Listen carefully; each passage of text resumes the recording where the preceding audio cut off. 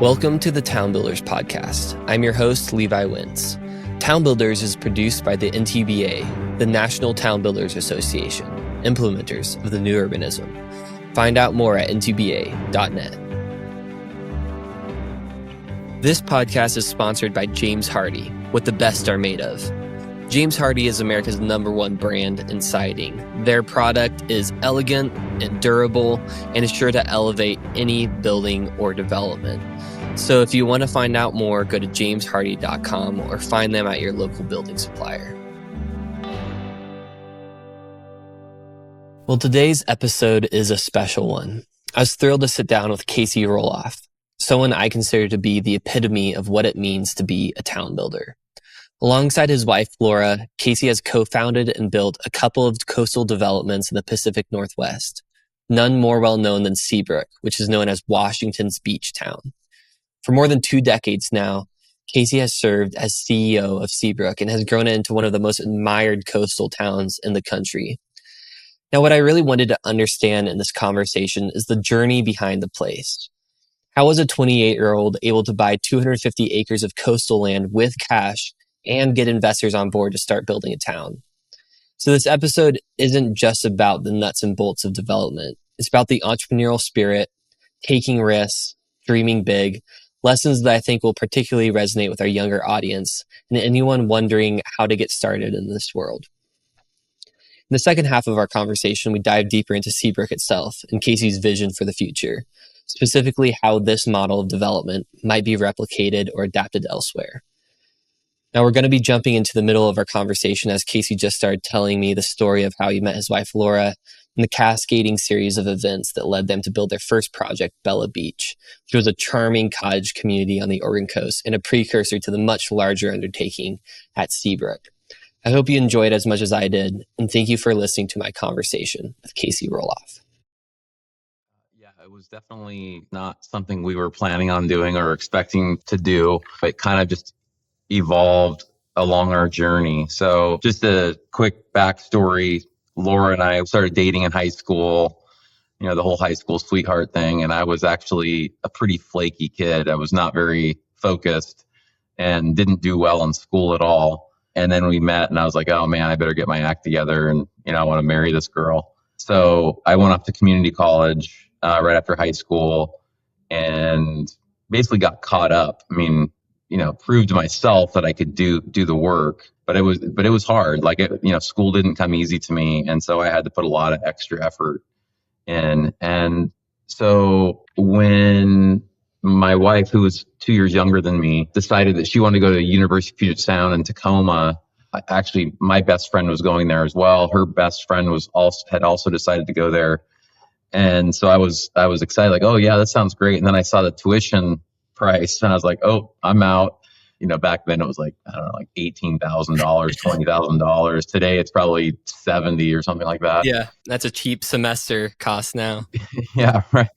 But again, that wasn't an option 30 plus years ago. And so I decided I would start a house painting business to pay my way through school. So I got $1,000 Home Depot credit card, got approved for a credit card, and then literally bought my tarps and my ladders and my equipment from Home Depot and made a deal with the local rental company, bought one of their sprayers, paint sprayers on a kind of monthly payment plan and literally started painting houses. And so basically painted my way through school. Is this like a sophomore year of college you started this or? Yeah, it was the end of my sophomore year. Yeah, going into UPS. And I was getting a business degree. So it actually ended up being the best thing I could have ever done because I was learning about running my own business and then also studying business. And so I was just really soaking it up at school and was able to kind of connect the dots between the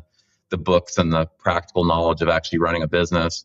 Then I got my real estate license and was literally painting houses and selling real estate right as I was finishing college. And I went to work for Windermere, which is my hat here. We actually have, we're opening our own Windermere branch now here at Seabrook. And it was just a great company to start with. And, they have a great culture.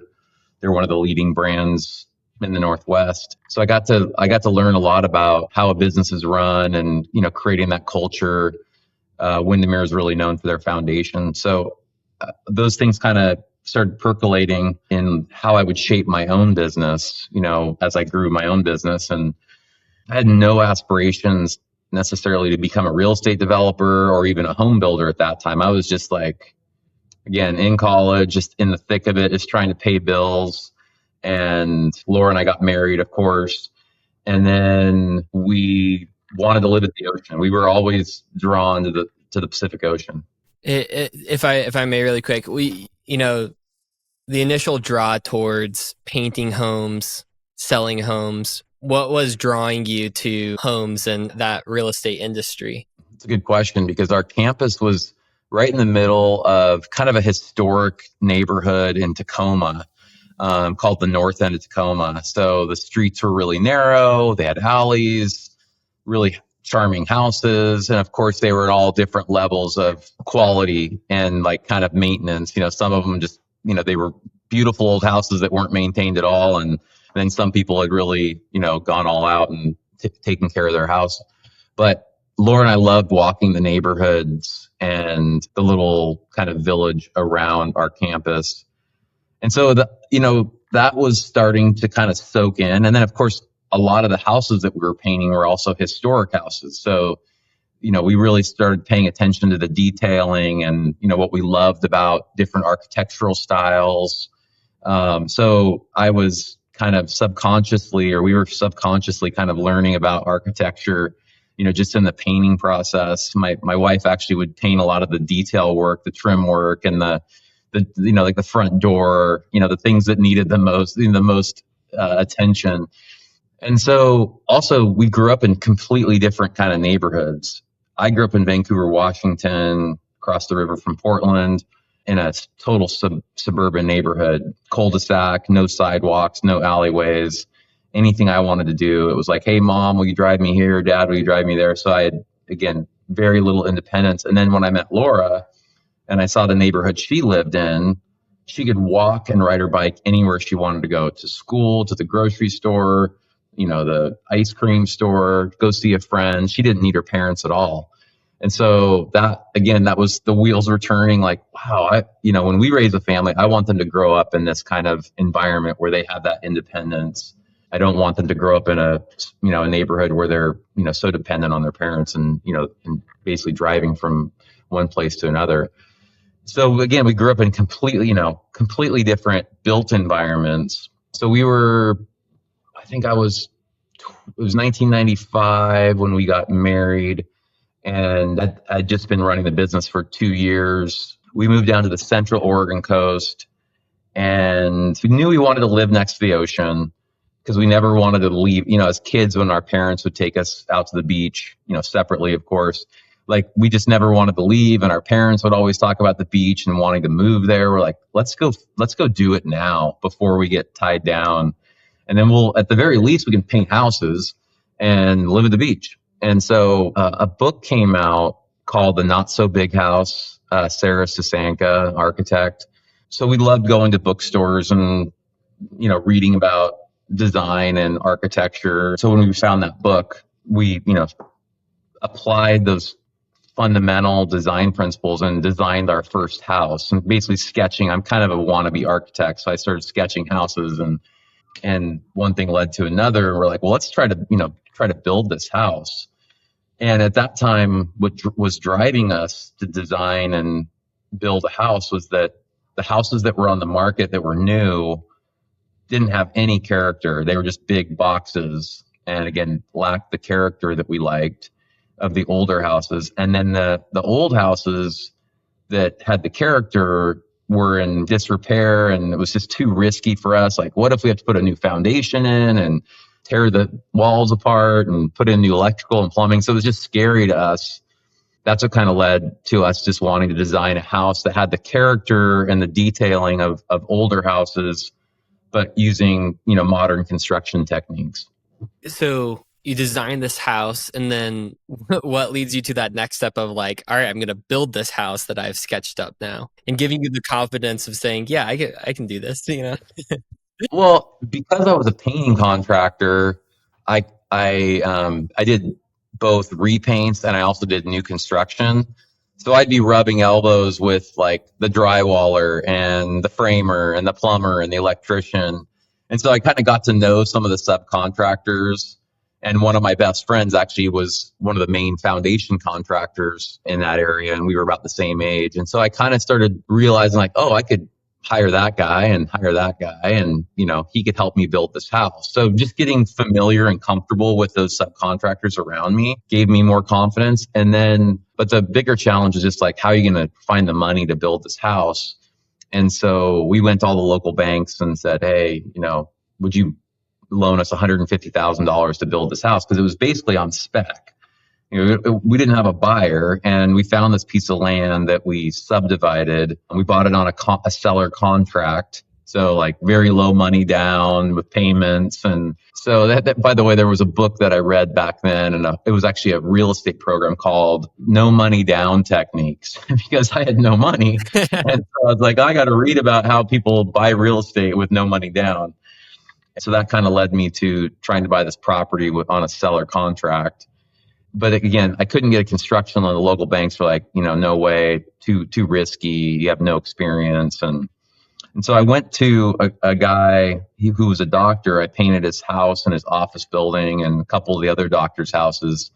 And I built kind of a reputation with them. And I said, hey, do you guys know where I could borrow $150,000? And they said, actually, we have this pension, that's part of our pension plan for the medical office. And we do high risk real estate loans out of it. So they loaned me $150,000 at 14% interest in 1995.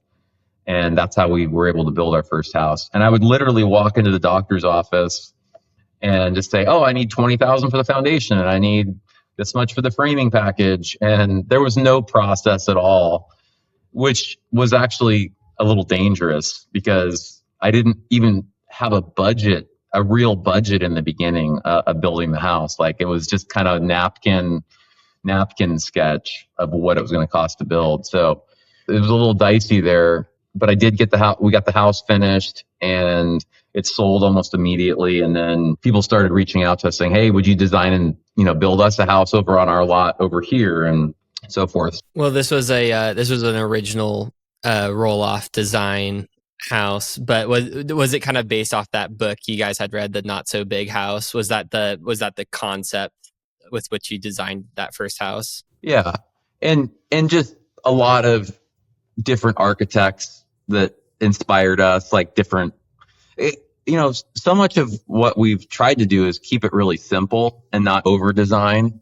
In a lot of cases, like some of the simplest houses are some of our favorite houses. The less articulation and design sometimes, the better.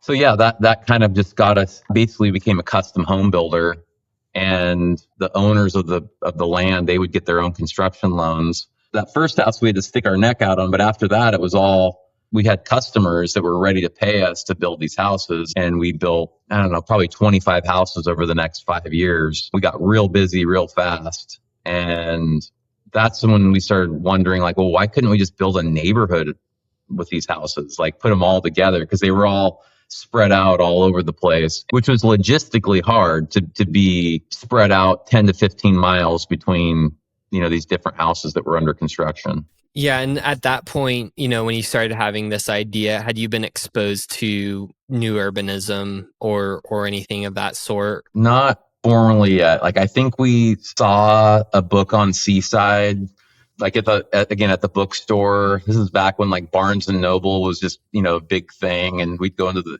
just sit around in these bookstores and read and look at design. But yeah, I think we started seeing some images of Seaside and going, wow, what's that? Because it really just seems so idyllic and utopic. And there was actually a book that was out there that was called Parallel Utopias, and it was a book about both Seaside and Sea Ranch, California, which is a more suburban kind of resort or more second home kind of community that's more car oriented, but still a very idyllic place. But they were kind of just comparing like this more walkable urban place to this more suburban environment. Hmm. And I think that was the first book like maybe we purchased, and we were just like glued to the images. And then it was in 1999. We met an architect by the name of Lawrence Kumar in Portland, who you know well, Yes. and Love has Lawrence. designed your new neighborhood and community. And he basically, it all started coming together, kind of connecting all these dots. There was actually a community out in Gresham, Oregon. It's called Fairview Village that had been built at that time. And we actually stumbled on that right before we met Lawrence, and they actually had done a lot of the work there. Okay. And so that's when it started to kind of get in our head, like we could actually build a neighborhood, and we could use some of these design principles, and then again learned about Seaside. And so was it stumbling across Fairview that brought you into Lawrence's office? I can't remember which was first, but I think it was Fairview Village. We saw it in like a newspaper ad, and we were driving into Portland. We're like, let's go check this out. And then I think we saw the architectural firm or the planner that had designed it. And then we reached out to them and then met Lawrence. So I think that is how it went. Yeah. And Lawrence is a great architect and town planner. And so you met Lawrence, and what came of that? So he was new at the firm. And so because we were kids, like we were like 26 years old at the time, I think, when we met Lawrence. And we both joke because his bosses gave him us as the client because he was one of the lowest guys on the totem pole at the time. And the partners didn't want to deal with me, So Lawrence and I just hit it off, and again started talking about Seaside and new urbanism, and my mind was just blown, and Laura's as well. And we just couldn't wait to learn as much as we could about it. And we just became sponges and learning everything we could about Seaside, not going there yet, but just learning and reading everything we could about the movement and trying to understand it. I want to take a moment to talk to you about one of our sponsors, Harvey Points. Harvey Points are architectural designers that have worked on new urbanist projects nationwide. With a blend of bold ideas and thoughtful design, they have experienced site planning everything from infill projects in pocket neighborhoods to master planned communities. During the site planning process, they develop floor plans that tailor fit to each lot, giving you a comprehensive plan to take forward. They also provide realistic 3D renderings that help the whole team visualize the project from early stages, as well as being a great tool to get city planners and council members on board to approve your new development. We all want to see more unique communities built, and Harvey Points would love to assist you in that pursuit. Visit their website, harveypoints.com, that's Harvey with a B, or follow them on Instagram at Harvey Points. Just speeding up the story here, the next project that you started was Bella Beach. Is that right? And it was kind of your first attempt into neighborhood planning. Yeah. So, we had a track record home building. We had these partners these doctors that really liked what we were doing, and they did that first loan. And so when we learned about this concept of designing these walkable neighborhoods, met Lawrence, we had a piece of land in mind to build a small neighborhood of cottages. And the property was on the market for 10 years. No one wanted it. It was $1.1 million. I asked the doctors, hey, would you put in, $300,000 into this to help get this thing off the ground as equity? And I think Laura and I scraped up like $70,000. And now keep in mind, we were still painting houses. We were painting houses and building houses at the same time. The painting business is still going on. My buddy from high school took it over, and he's been painting ever since. So we had the equity, the almost $400,000 in cash, but we needed a $1.4 million development loan. So we started talking to all the banks, and they're like, Casey, absolutely not. The last thing this area needs is new housing. Because at the time, the average days on the market were 270 days on the market. Nothing was selling. There was a glut of inventory, a lot of failed developments in our area. And they were like, again, trying to do us a favor, saying, keep building houses, keep painting houses, just stay out of the crazy business of development. And we said, well, the reason nothing is selling is because nobody's designing anything well enough that people actually want to buy. The people are coming out here, there's tens of thousands of people coming out to the beach all the time, but they're not seeing anything compelling. And so we're going to design something that they're going to fall in love with and they're going to buy it. And they were just like, yeah, get out of here. And so we found a broker that found us a bank in Oregon. The bank looked at the doctor's financial statements who were also signing on the loan. And they said, oh, well, if this kid fails, we'll go after the doctors and get our money back. And thankfully that didn't happen. So in the first 90 days, we sold out half the neighborhood and we paid off our bank loan in 4 months. So we had a $1.4 million bank loan, paid it off, and we were just like in shock. Like we couldn't believe that. We were excited and we were optimistic, but we didn't think it would go as fast as it did. Were you selling lots? And then was there a contract that you were going to be the builder for it? Or were you just acting as a developer on this project? So because we had the home building business, we basically packaged up designs. A lot of the designs we used were Rick Thompson plans.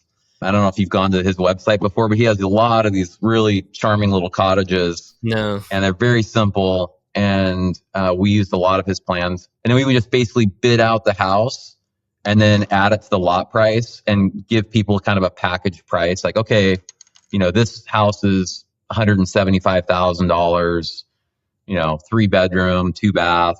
Maybe it was 200,000. I can't remember back then. And then they would get a construction loan that would close on the lot, and then we would build the house. So we got to pay off our loan very quickly. That's some of his more modern stuff. Yeah, you'll have to check that out. But he has just, again, very simple plans, and he was a really nice guy to deal with. So we built, I'd say, 80% of the houses, and then some builders would also buy lots, and then they either took plans that we had already pre-designed on the lot, or they would hire their own architect. But it had to go through our, design review. The neighborhood just kind of went really fast. That's when I leaned over to my wife, said, Laura, we're gonna have to build our own town. Like, we're running out of lots. It grew started as 55 lots, and it grew to like 110 because we started buying up other properties around it. But we were getting squeezed. I mean, we needed to find a big chunk of land to build a town. And so what was that land search process like? Well, I started on the Oregon coast thinking, oh, we're down here. We just had our first daughter and we didn't really want to leave. We just built a house that we loved, and we're kind of nesting, so to speak. But when we looked at the Oregon coast, there's just not much left. And there was a project that we found on the southern or central Oregon coast in the Newport area. But the guy was real cagey on the negotiations, and he would talk about selling it, but then he would never get it in writing. And so I told him, I said, well, while you're thinking about it, I'm going to go see what else is out there. And that's when I came up to the Washington coast, and it was the best decision, I ever made. In the Washington coast, people that don't know Northwest, it was really undeveloped. I mean, anyone kind of in the Northwest, it's like, oh, you go to the Oregon coast. The Oregon coast is talked about, but the Washington coast is never really talked about. Right. So what was it like kind of discovering the land up there, and what was the thought behind, choosing the spot that you guys did? Well, anybody that spent some real time on the Washington coast knows how spectacular, especially the peninsula is. Like, so basically the upper half of the Washington coast is just incredible, and it's a national park. So it's Olympic National Park. And so in college, we had backpacked and camped and just fell in love with this section of coastline, and then kind of forgot about it, moved down to Oregon. But then when I started searching, I was like, oh, I want to go find something up that's near the national park and on the ocean. And when we looked at the U.S. Census data, we found that the Cannon Beach is the most popular, beach town on the Oregon coast. We found that there was, 5 times the household wealth and over double the population within a 3-hour driving radius of Seabrook compared to Cannon Beach. So the math and the demographics were so compelling for us to build a beach town. It was just one of those things like, why didn't this ever happen? And it was just like kind of gaping hole in the market, and we were at the right place, the right time. Right. And so talk about the the capital process of securing the land at Seabrook and the process there of development and construction. Because, I think one of the inspiring things about your story is just being able to get started as young as you did. I mean, development is extremely capital intensive. And so I think that for young people getting into it, that's a really, really high bar. I mean, if anyone tried to do what you did, I'm sure it'd be the same thing nowadays. Banks would kind of laugh you out. You need to have experience and history, for banks to look at, as well as, there's nice private investors out there, but trusting a young, 26-year-old with a couple $1 million is oftentimes a hard sell. So, I think that's one hurdle for young people. I'd say the other one that's less talked about, but just being able to have the vision that you did of being able to say, I can do this. This is, something that is possible. Did you have a role model that, or someone that you were looking to say building a new town is an actual possibility, and, or was it just a brainchild of your own? Well, no. I mean, again, I wouldn't be where I am today without Seaside as the model, right? Like seeing that actually this you can do this in our lifetime. Because I think before Seaside, people believe that, oh, we don't build towns anymore, and that's not really an option. But I would just say from a financial side that I did things very, while it went fast, it was very incremental. So I earned the confidence of the doctors who loaned me that first loan, even though it was a high rate loan. They just saw my work ethic and how ambitious we were at such a young age.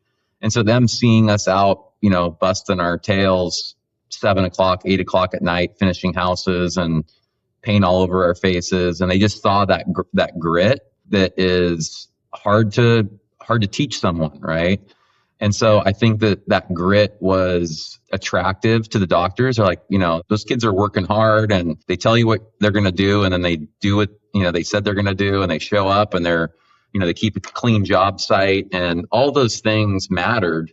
I didn't know I was being interviewed, but I was basically being interviewed. And so I think that like running a small business early on gave me a big edge, and it allowed me to build a reputation, locally in the real estate community. And people saw that drive, which led to that first loan. And then just kind of incrementally, it really helped when I went into the custom side of the business, because again, they would get the construction loan and either already own the land, or they would buy the land with the construction loan. And then when we started developing lots and selling lots, that's how we were able to pay off our loan really quickly. We still basically use that same business model. And one of the, I've had a lot of amazing mentors, but Robert and Daryl Davis from Seaside have been really amazing, just learning both directly and indirectly from them. And Larry Davis, one of the things that Robert, he chooses his words wisely, and he's not one to say a lot. But one of the things that he said to me, he says, Casey, I want to teach you how to be the first developer and the last developer. Because so many developers, someone has a grand vision and they get it off the ground, but then they usually fail because of financial reasons or market timing, things like that. And so one of the big, successful parts of Seaside is their resiliency through multiple different markets, ups and downs. And again, they're on the Florida coast. And it was that incremental development, kind of one street at a time, selling one house at a time and pre-selling and not borrowing more than you can handle from the banks. So I think that's having a great product that you can pre-sell. And in what we call dream selling, you have to be able to sell that dream. And if you can sell that dream on paper and get people excited about it, and you know how to execute, then the money will come. And that's what's kind of allowed us to just keep, climbing over this past 30 years. Practically, could you talk a bit more to that in your strategy and pre-selling? Because you mentioned that here about Bella Beach, you're able to sell however many lots in the first 90 days. Mm-hmm. In a previous conversation, I remember you brought that up with Seabrook as well, that before you even broke ground on the first house, there was an interest list of a couple hundred people that were wanted to buy a house. So what was your strategy to getting pre-sales? Because we talk about it a lot in this space, that new urbanism is a new idea, especially in the Northwest for so many people. We haven't seen many examples of it, and not many people are able to visualize dreams or what it's going to look like. So how are you selling that? Well, so on the Oregon coast, I had the advantage of Highway 101, which is historic, kind of scenic road that runs from the California coast all the way up to the Washington coast. And it ran right up against that property, that 10 acres that we bought. And so there were 15,000 cars a day driving down that road from all over the country. I mean, people traveling all over just to see the Oregon coast. And so we just had a sign out on the corner, and that would bring people in. It just said new cottages, starting at like 149 or something like that. And literally that brought cars in off the highway, and then we would tell our story. So that's how we built up that energy and, sold those first 30 houses in that first 90 days. Is just being able to, again, sell them on what we were doing and why it was different, and that it really wasn't as much about selling houses, and it was more about building community. People saw that value and took a chance on us, So, that was the marketing engine. Literally was just being on a highly trafficked section of road and being able to tell our story in a low cost way. I mean, I literally parked an 18-foot travel trailer on the, next to the dirt road, and it wasn't pretty, but I had a little sign of Bella Beach and what it was going to be like. And I could kind of point and talk to them about what it was going to feel like. And then I would show them house plans, the little cottages. And at that time, they were really affordable in that whole area. Most people were just building big houses, so you couldn't buy like a little cottage. And so that hit the market at the right time. Now, Seabrook, again, it's building that track record. So Bella Beach, once it became more of a success story, we started getting a lot of press. And that led to some really nice articles, regionally in Portland, Seattle, and then on a national level, Coastal Living Magazine, Builder Magazine. And so the word started getting out. And then when we found the land for Seabrook, it was 250 acres, and we paid $2.5 million for it. Now, Laura and I had made approximately $2.5 million from that first neighborhood, which was a lot of money. I mean, again, we were, hadn't even turned 30 yet, and we had this pile of money, and we were young enough and naive enough to go, let's build a town, and we'd seen this model. And so we literally were able to pay in cash for the 250 acres on the beach, and basically 3/4 of a mile of oceanfront property. But I mean, if this would have been on the Oregon coast, it would have been $75 million back then. Like it was such an incredible piece of property, and it was so dirt cheap at the time. And you kind of need a little bit of luck, right? You need the grit and the hard work and the vision, but you also need some luck. And where we lucked out was that they had just completed a brand new sewer and water system just 2 miles up the road from the site. So the property, people didn't realize how valuable it was, because they thought, oh, you can only develop houses with septic tanks and wells and, basically 5-acre lots. Well, that sewer system and that water system allowed us to build a high density town. So we were able to get 500 units approved. Well, 2 miles is still quite a ways. What was that like, trying to get that infrastructure all the way down? Well, the plant was about 2 miles away, but the sewer line was about the sewer line was actually in the road adjacent to our property, and we had to extend the water line, I think, a mile. Okay. So it wasn't terrible. I mean, still had some expenses up front. Yeah. So we, paid cash for the land, and we didn't have any partners at that time. The doctors were like, hey, if you can buy the land on your own, like, go for it. And I'm like, okay. We literally, rolled the dice and took a huge chance. Nobody believed that at that time this would be successful. except really us, and some, good friends and family around us, like, yeah, go for it, But, just down the road from here, 10 miles, there's a community called Ocean Shores. And at that time, there were 9,000 finished lots that had not been built on. And you could buy lots for $10,000.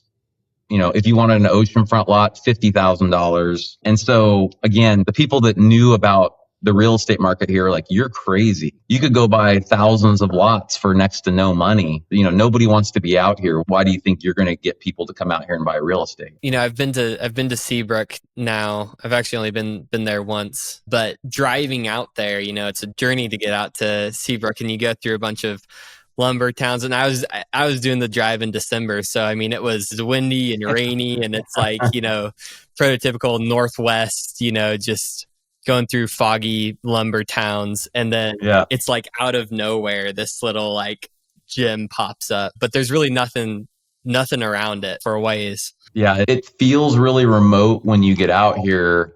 You're still 2.5 hours from downtown Seattle, downtown Right. Bellevue, 3 hours from downtown Portland. So for a vacation and for a beach house, It's perfect. we were, when you think about Seaside, for example, people are driving from Atlanta for the most part. Their primary market is Atlanta, and that's a 5-hour drive.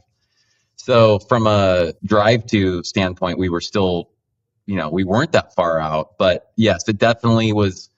This is an area, it was a logging industry that had dried up. And so it was a very challenged economically, and not a lot of good things that happened in the previous 20, 30 years before we came to, the community. Yeah.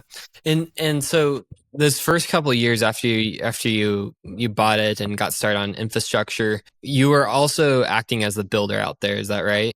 And still are. Yep. Are you the only builder building out there? For the most part, we building all of our own commercial, but we were always a residential builder. We tried to bring in some commercial builders, and we ended up having to take over the projects. And we actually learned a lot through their mistakes and realized actually we could build commercial too. They didn't know that much more about it than we did. And so we took it over, and now we've been building a lot of mixed use and commercial. And how crucial do you think that the construction has been to your entire process? Because from a purely development standpoint, again, thinking about getting into this as a young person, development's not a quick buck type industry. Usually you're kind of putting money in for the long haul and constantly rolling. There's always more cash needs, development needs. And so do you think that there was a model to follow with just selling lots, or was the construction kind of necessary to keep cash coming in? Yeah, we kind of had to control our own destiny, and we had to control the narrative on how this story was going to unfold. And so by being able to deliver on an experience for the home buyer where they were wanting to tell their friends afterwards, saying, oh man, you got to build a house in Seabrook. These guys are great. Again, they work really hard to please you. And we call it the disease to please. So having control of our own destiny was a really important part of our success, and being able to build on our own and not like depend on some other builder and be at the mercy of their pricing or their schedule and things like that. So I think, from painting to building that first house and just like learning the construction process allowed us to become a developer and a better developer. And at the same time, it is kind of like a necessary, like if you really want to sell real estate and sell land, being a home builder makes it a lot easier to sell land than if we weren't a home builder. Now, that said, a lot of developers can be successful not being builders. It's just too much brain damage, to be a developer and a home builder. But we are gluttons for punishment. We're also in the hospitality business and the retail business. So we kind of have shaped our own destiny here. Yeah, a lot of different ways people have done it. But I think we're kind of situating Woodbury and structuring Woodbury in a similar manner as you guys have with that vertical integration of there's just so much more freedom to be able to control the whole process from start to finish, a lot less coordination. When we thought about bringing other builders into our project, we realized that the management that we would require from ourselves to make sure they were doing it right would be like just as much of a headache, So we were like, let's just build it ourselves, It really is true. It really is true because we would need full-time people just managing contractors if we weren't building ourselves. Right. So yeah, it's worked out for us. I don't know if we just, if we're making it harder for ourselves. I see so much similarity between how you think and my dad thinks. So I don't know if it's filtering down, the same way of if we're just control freaks and can't let go, it's like, because I think about that a lot of like, maybe I should just like let other people, handle it. But Yeah. I think we kind of saw in our area with builders, yeah, there was a certain standard that we wanted to hold ourselves to. I think like failure wasn't an option, and we would rather if a mistake was going to be made, we wanted to make the mistake and then correct the mistake, with the customer and make sure that it was as seamless of an experience as possible. And it's also why we chose to live in our community. Like we live here full time. We raised our kids here. And so our owners see that and they know that we're giving it our absolute all on a daily basis, our entire team. And like we've built a culture of that, of just accountability and integrity and wanting to really exceed the customer's expectation. But yeah, it is a control thing too, because you don't want to let that customer down Yeah. in any way. So it's like better to just like do it yourself sometimes. That said, there's some great communities that have used like builders guilds. Like, Mm-hmm. so if we weren't the builder, I mean, like, I think that builders guilds can really work well, where you find a handful of builders. That was the other thing. There's no real general contractors out here that were building any kind of quality. If we were in a market where I own land and there were 10, really good builders in the area, or even 5 really good builders in the area, I might have thought differently about it. But out here, it was like we were pioneering, and it was just easier to just do it on our own and figure it out than try to search for someone that was out of the area. And what was that process like of getting started with building this community that's really far off the beaten path? You have a wife and a young family at the time. So how is managing that and trying to figure out how to serve your family and make sure that their needs are being taken care of through this whole process while you're trying to build out Seabrook? For parents, there's a lot of infrastructure that is really nice to have, schools and friends and community and all that sort of stuff that's kind of in sway, in a new area like that. It was a huge sacrifice. I mean, huge sacrifice. We were in an area where we had one of the lowest rated schools in the state, like number 2 or number 3 lowest rated schools in the state. And that's where we put our kids in school. And so, no real sports to speak of in the area. There weren't facilities.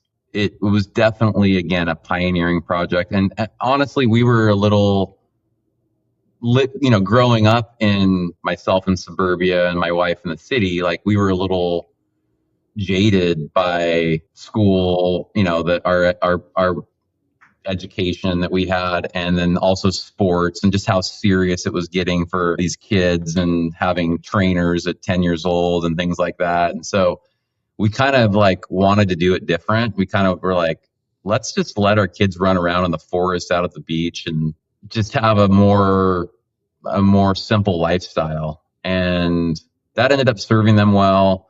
Going to I'll just call it a grittier school district than we would have sent them to if we lived in the city, actually ended up being one of the best things that could have happened to them, because they grew up in this kind of idyllic little beach town, but they were kind of grounded by the fact that, life isn't easy out there. And again, it was a huge risk, and it's easier to talk about now because it worked. And the kids are fine, and they're doing really well. They're happy. They haven't, gone AWOL or anything. Exactly. So the kids have all, turned out great, and this is home for them. They love home. And so that's like the most rewarding thing for us, is just to see that we were able to build something that they also love and appreciate and want to come back to. Well, and they got to grow up in the family business. I mean, so much of their education, probably came from just watching you and Laura and what you were doing day to day. I'm curious if you've developed a different outlook on education, over the years, because I know you were mentioning, you kind of struggled early on at school. I don't know if you mentioned learning disabilities or anything like that, but, but then you come out of college and have very early success in business, which I think anybody looking at probably the first position of what education should be is preparing you for the job market. And here comes Casey, who is struggling in school and starts killing it early on in business. You had a knack and, I think, as you said, a grit for that. So was there something that you learned through that whole experience and struggling in education that you instilled differently in your kids? Yeah, we definitely tried to, but it definitely I had to work harder because school didn't come easy. And I think that did help me get started. Laura was a better student. And so thankfully that most of that rubbed off on our daughters. So they haven't had to struggle as much as I did. Yeah, I just think that it felt right when we did it. And, when we moved out here full time, it was just like, we knew it was the right thing because basically we were living kind of a suburban lifestyle before we moved out to Seabrook full time. We were like, well, this is everything that we don't want. Right. And so, being in a place where I could go home for lunch and see the kids, or they could come visit me at the office, and Laura and I could go for a run or go for a walk on the beach. Like we were able to spend a lot more time with our kids because we lived in a walkable community. We were more active because we lived in a walkable community. We had a great social life because we lived in a walkable community. I mean, like all of those things, we got to experience it for ourselves. And that's how towns used to be built. The founders lived in their towns. They didn't drive out of the neighborhood at 5 o'clock and drive 5 miles away to their home. They were invested in every way into their communities. And that's what we've done. That's what the Davises did. And I think that's what is also attractive to people. They see the level of commitment and it's genuine and they want to be a part of it. Town Builders is brought to you by Brett Jones, PA. Brett is a practicing land use lawyer in Florida, and as a patron and advocate for new urbanism, he leverages his background in corporate law and personal development experience to help landowners and developers get entitlements and cut through red tape to build human-centric, walkable neighborhoods. Visit brettjonespa.com to find out more. So this was about 2002, 2003 that you were getting started at Seabrook. Is that right? Yep. Just kind of fast forwarding through the years. Where's the community now? Mm-hmm. What are the next 20 or 50 or I don't know if you have the next 100 years planned at Seabrook, but where is it going? Well, so I guess just kind of finishing up on, we bought the land. We found a bank that would loan us the money that we needed. We needed a $9 million loan to get it off the ground. And did that $9 million cover initial infrastructure, I assume? For the first 70 lots. Infrastructure for 70 lots. And did that $9 million include construction loans? I think there was a construction line of credit as part of that $9 million because we had pre-sold houses. Like you said, we had actually over 300 reservations when we broke ground. Wow. Which was, insane. People were standing in line, even though, again, we were out in the middle of nowhere. We had built up a lot of pent up demand in the Puget Sound. And again, the press that we received was really powerful. And so our phone was ringing off the hook. Okay. But yeah, we were able to get that loan, secure that loan. We sold a little bit of our equity. The bank wanted us to raise another $1 million so that we had $3.5 million in cash into it before they loaned us the $9 million. And then of course we had the appraisal and the reservations in place. So they looked at those three things and said, this thing could get off the ground, but they still considered it a very risky loan, even with all those reservations, because the market was so unproven at that time. Right. But we started trucking. I mean, in the first 17 houses, we lost $2.2 million. So we came into this thinking our lot costs, development costs, were going to be around $30,000, $40,000. I think it was $40,000, and it ended up being like $110,000, $120,000 per lot. And we were putting more detail into the houses, and we thought it was going to be less expensive to do that, and it ended up being a lot more expensive to do that. So we had a lot of things go wrong out of the gates. I'll just put it that way.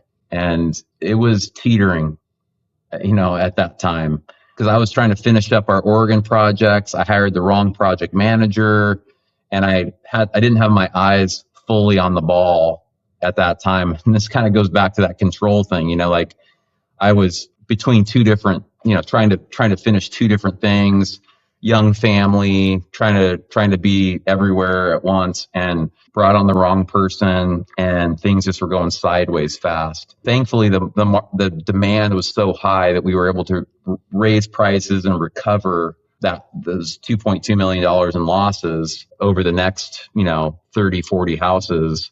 So we kind of came out of that first neighborhood of 70 lots, a little bit ahead, but we also had a neighborhood to show for it.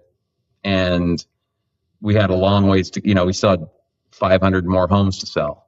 So we had achieved success, even though it was very challenging and, behind the scenes, it was a little scary, to say the least. Once you got up and running, how many homes per year were you building? I think the most we've ever built in 1 year is about 60. I think back then we were around 45 to 50. Okay. That's about the most we could, because we could have, if we could have built 100, we would have built 100. But we were at full capacity and in that 50 range. And then, when the pandemic hit, I think the most we hit was a little over 60. Okay.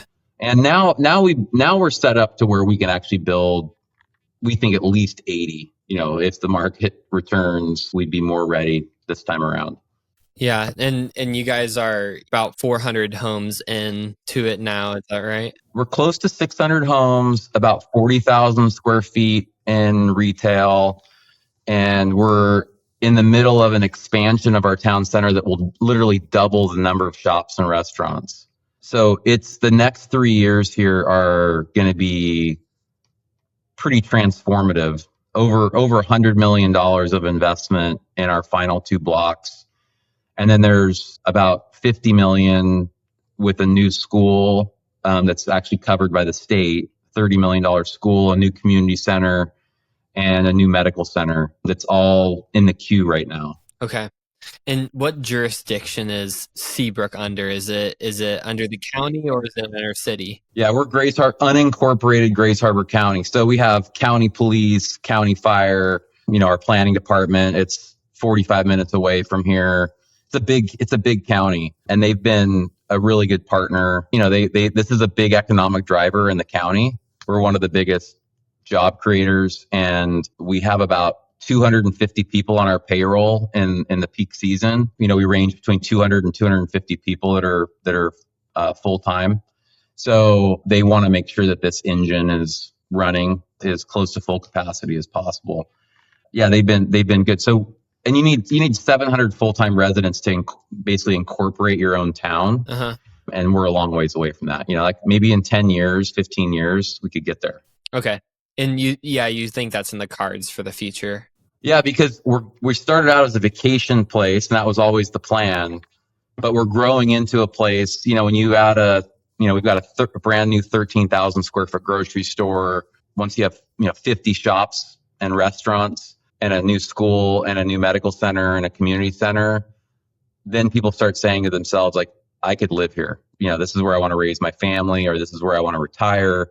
There's a lot more people already planning for that. And, again, there's about 150 people that live here now, about 150 homes, I should say. And they're, what I consider the early adopters and kind of the pioneers, but it's just getting easier and easier to live out here. Like the grocery store was such a game changer for us. You can't even imagine.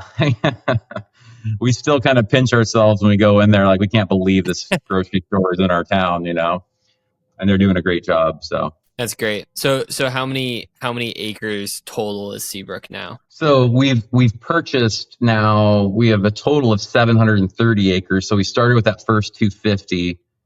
We've now purchased a total of 730 acres, and that's entitled and approved for 2 more villages. Okay. We have Seabrook in the center, and then we have another oceanfront village that's approved for about 700 plus homes and a whole retail district. And then another village that will be anchored by a maker's square with handcrafted vendors, woodworkers, ceramics, ice cream makers, chocolate makers. It's going to be a really incredible retail district. You've spent so much of your life at Seabrook creating what really is just, it's one of my favorite new urbanist towns that I've been to. I think that when you go there, you can just witness just the amount of detail that's been put into, you can really tell that someone's thought about it and just lived there. And it's like, walking into someone's home, everything has its place and is taken care of. Beyond that, I know that you're constantly working on new things. I know that there's another project, that you're working on in the region, but I know you brought up this new American dream, new idea for a development company. So what are you planning on doing with that? Well, as an urbanist, I'm not really new anymore. I've been doing but I think that, we've been basically students of this movement to build towns, starting with Seaside, Rosemary Beach. I mean, a lot of the things you were just explaining about the attention to detail. Our director of town development, Stephen Palakos, he's been with me 20 years, and he was the assistant to Richard Gibbs at Rosemary Beach. So Rosemary Beach, of course, is one of the most incredible new towns that's been built. And he got to basically go through the heavy lifting of Rosemary Beach and getting that town off the ground. And, he and I are about the same age. So he was very young. His experience at Rosemary was he was very young. And so he got to bring his talents here. And so we've been basically learning from the best places: Seaside, Rosemary Beach, Norton Commons, Trilith, and then a lot of failed developments, a lot of failed towns. And why did they fail? Why did they struggle? Maybe it was they over retailed, maybe they over leveraged, maybe the market timing was wrong. But essentially what we are doing is distilling all the best practices of what has made the most successful towns. And now the focus is to scale that, because we need developers like yourself that are going to build these new communities in the areas that they live in. But we also, to counter the suburban sprawl in our country, and to also tackle the biggest challenges our country is facing right now, affordability. The biggest issue with housing, of course, is affordability. We have a loneliness epidemic. Suburbia has literally distanced us from our neighbors. And so we are more disconnected than we've ever been with each other. And I think it's a lot of the divisiveness right now in our country is because of our built environment, this suburban built environment. And then our health. Our health is not, as a country, not very good. Well, a lot of that is spending a lot of time in our cars and living a more auto-centric lifestyle. And so bringing walkable neighborhoods and walkable towns and villages to the masses is an important goal of ours, and really our mission. We're still pretty, I've aged a lot, but we still have a lot in the tank. Our team, we're all about the same age.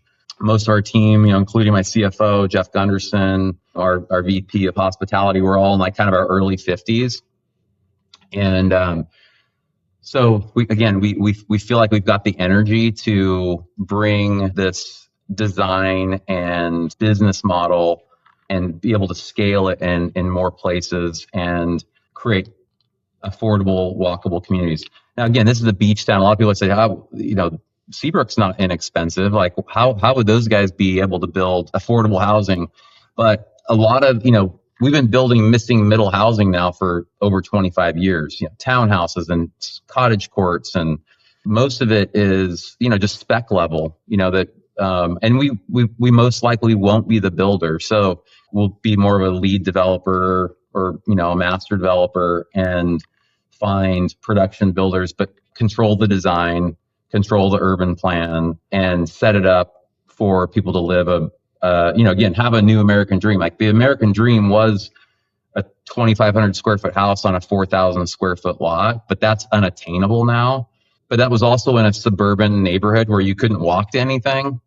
Our goal is, with the new American town, is to offer a 1,400 square foot townhouse that someone can actually afford, a price that they can afford today. But now they're living in this really walkable, vibrant community where their kids can walk to school, they can walk to the coffee shop, the bookstore, go out to dinner, go see a movie, and not have to get into their car. If you look historically, when the American dream was alive and well, that was the house that we were building. We've gotten accustomed to, because of the national builders, they're building the 2,500 square foot, 4-bed, 3-bath, on a 50-foot lot. That's what we expect now. Mm-hmm. But that's just pushed the cost of housing way up. And yeah, as you're saying, I think we've become accustomed to a certain standard of living where we have really big homes. We got our commercial kitchen. We have our 2 or 3 car garage with our, brand new Toyota that we drive, everywhere. And so this is how Americans live. But by investing so much into our standard of living, we've forgotten completely about our, quality of life.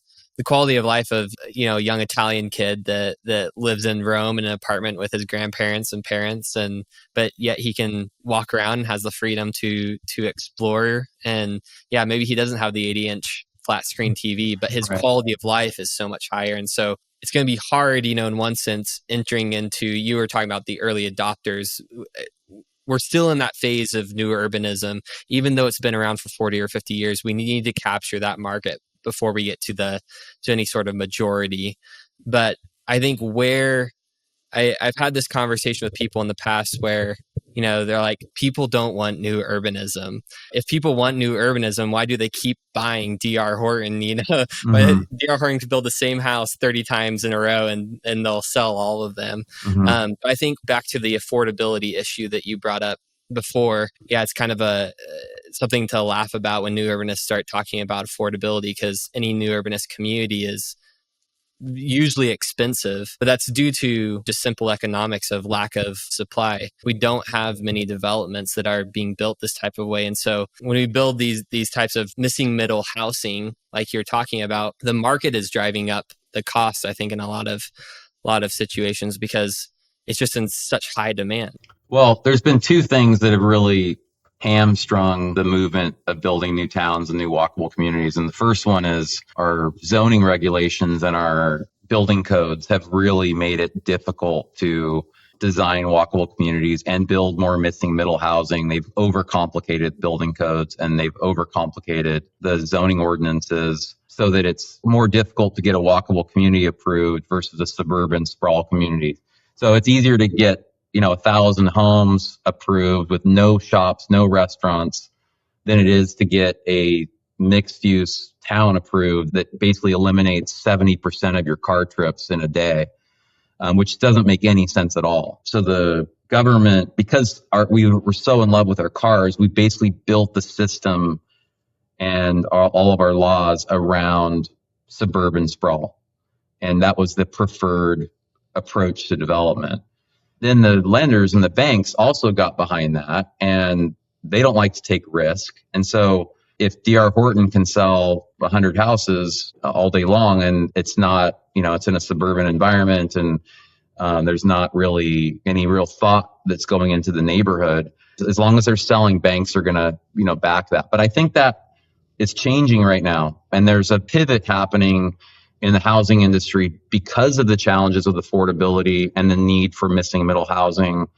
And people are starting to realize that walkable communities make a lot more sense. And so the tide is turning for sure. So how do you hope to scale this development style nationwide with the new American dream? How are you going to get development started and who are you partnering with? Well, the first thing is having a proof of concept. So we're just 3 years away from completing our own town, right? So having a proof of concept is really kind of the first step.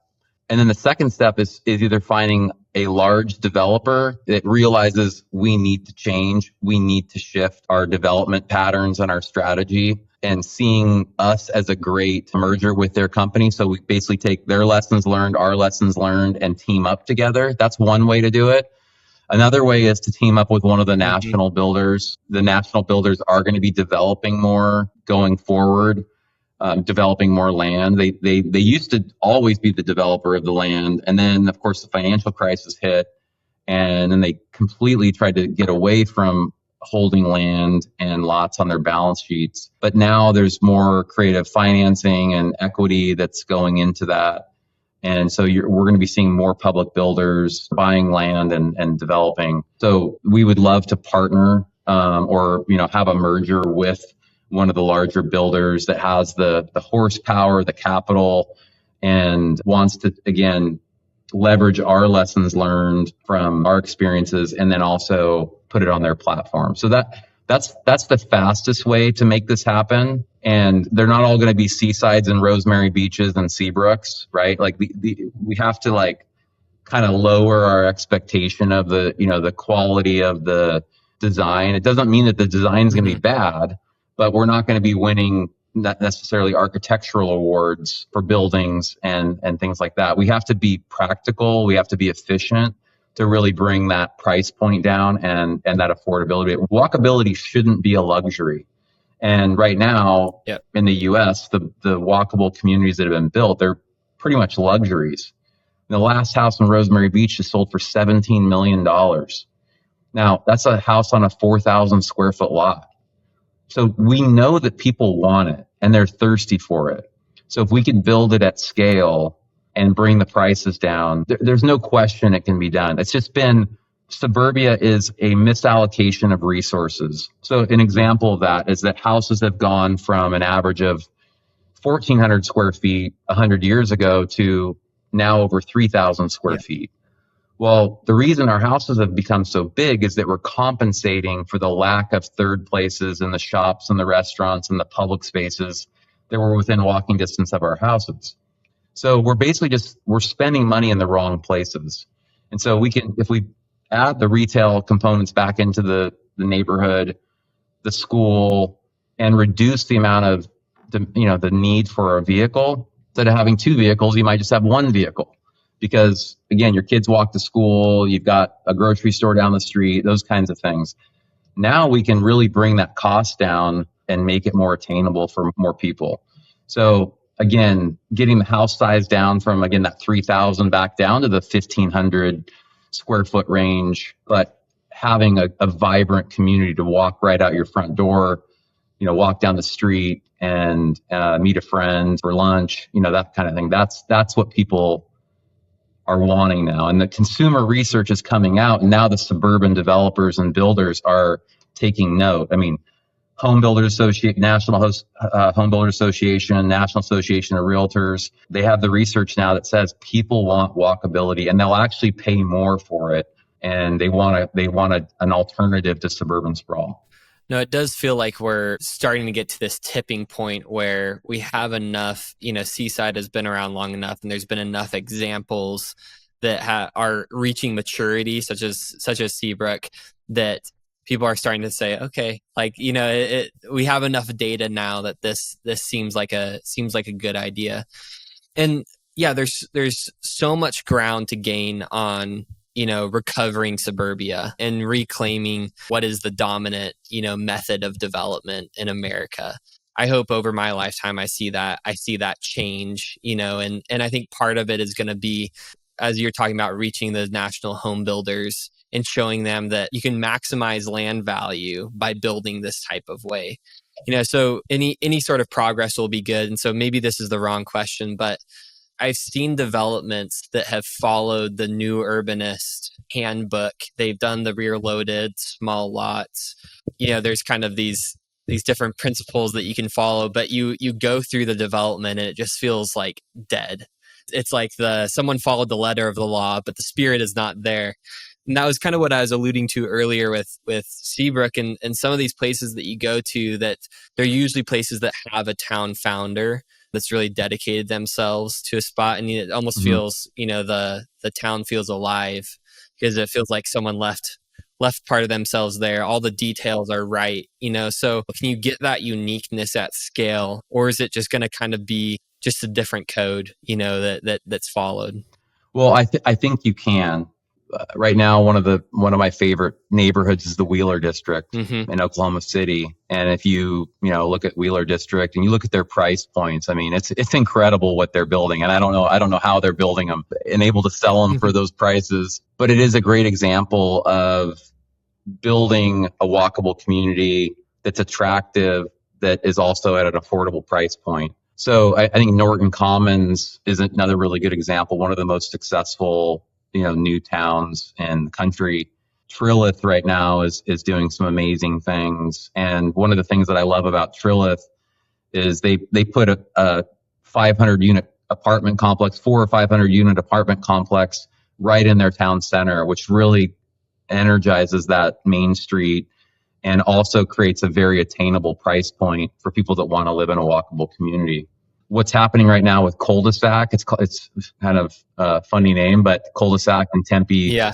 Arizona, I think that's another great example of how we can build really attainably priced, walkable neighborhoods. And so I've been following, Ryan Johnson's work down there. He's doing a great job. And then, guys like Eric Kronberg with NCBA, he's a good friend, and he's someone that I'm really leaning on to how do we create, again, more attainably priced housing, using this kit of parts. But the creating that soul to that community really depends on building a culture in your company that you're getting people that are passionate. They're not only smart and productive, but they're also passionate about the movement and want to live and build the community there. Like, obviously, we're not going to be able to go and move into each community that gets built, but we're going to find people like ourselves and share with them what made our community successful and how they can nurture their own community that they live in and work in on a daily basis. And that's part of those best practices, part of what we're distilling and wanting to bring at scale so they don't feel like soulless, neighborhoods and kind of disconnected from reality. So I think that's a big part of it. And sometimes you'll see some of these that are built and it's the second guy or the third guy that, maybe picked it up. Maybe the original developer was over leveraged and got himself into a bad situation. And then someone that took it over, they just don't care. They're just about selling out the remaining lots in the inventory. So it's creating a company culture around those lessons learned, again, from Seaside and all the great places around the country that have built these places. And you're saying that you have 200 to 250 full-time employees at Seabrook now. How do you find people that share those same values? Because I heard you talk about that at a certain point, even of the idea of instilling those values in the homeowners themselves, by, they're watching you live it out day by day. Well, first of all, attracting talented people that want to work for us. A lot of people said you'll never be able to find people to work out there in the middle of nowhere.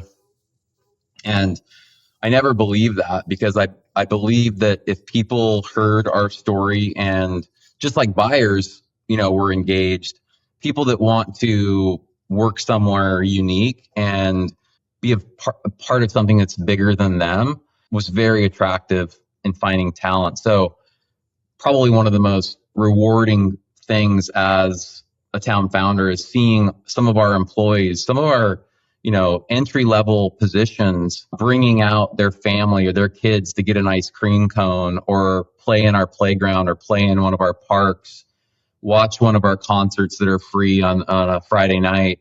And they actually want to bring their family, they want to bring their friends here to show them this town that we're building and that they're a big part of. So that's how we've attracted talent, and of course, caring for them, offering them great benefits, the best pay in the market. In our market, we try to always be a little bit above everybody else. And again, benefits were unheard of.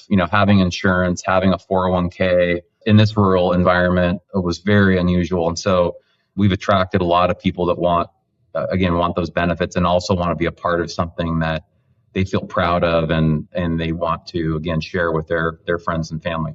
Okay, so we're at our time, but I just want to thank you for, hopping on and sharing your input, and for building Seabrook, because it really is just a wonderful and beautiful place that so many people get to enjoy, and otherwise they wouldn't get to enjoy that, so it's just something that you've taken upon yourself to create. So thank you for your time, and I'm really excited to see the new American dream and where that goes. So where can people follow along with Seabrook and what you're doing? Obviously, our website, seabrookwa.com, SEABROOKWA.com.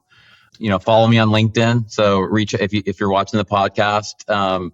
Would love to connect on LinkedIn. And then anybody that is out in the Northwest, I know that this audience is from all around the country, and there's people from outside the country as well. But if you're in the Pacific Northwest, definitely come visit us and introduce yourself. I give town tours every week, and I still love sharing the story and basically giving people a crash course on urban planning and what are the principles that made the most beautiful towns, villages, and cities around the world. And so, the best part of that is that we didn't make any of this stuff up. These weren't our ideas. We're basically just learning from the best places in the world and putting those into practice. So we love sharing those with our guests and visitors. So yeah, we'd love to again host you out here and meet anybody that's interested in building their own town. Yeah. I still love that. I love that you do the tour. It's every Saturday, right? You do pretty much. Yeah. That's wonderful. I look forward to getting out there. So, guys, go stay out at Seabrook sometime. Seabrook Rentals. You can book it on their site. And Casey, thank you so much for your time. Thanks, Levi. I really appreciate it. Yeah, thank you.